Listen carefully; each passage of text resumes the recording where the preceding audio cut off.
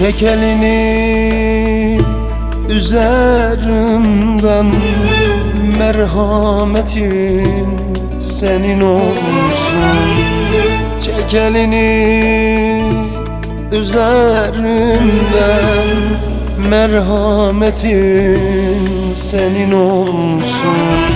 İstemem sözün sohbetin, dillerinde senin olsun.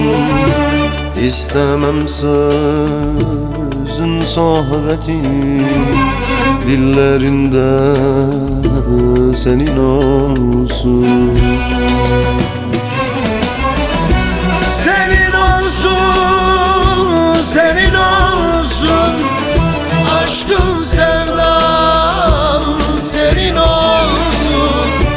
Var git benden uzaklara. Aşkın sevdam senin olsun. Senin olsun, senin olsun. Aşkın sevdam senin olsun. Var git benden uzaklara.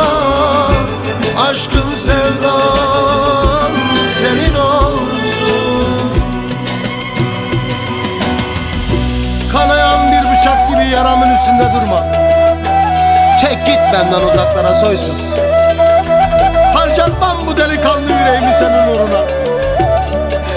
Sen kimsin ki ulan beni sırtımdan vuran? Sen kimsin ki ulan beni yürekten yaralayan?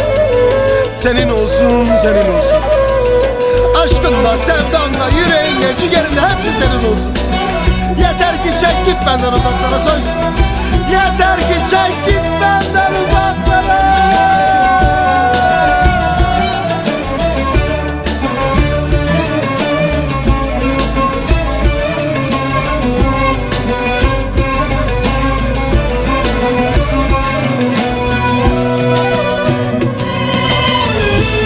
Çabuk gelir senin kışın, hele bir de beni düşün. Çabuk gelir senin kışın, hele bir de beni düşün.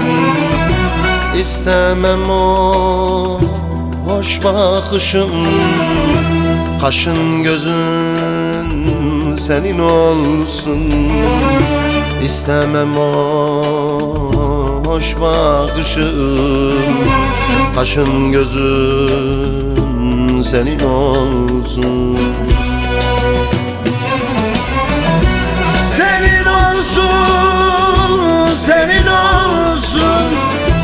Aşkın sevdam senin olsun. Var git benden uzaklara.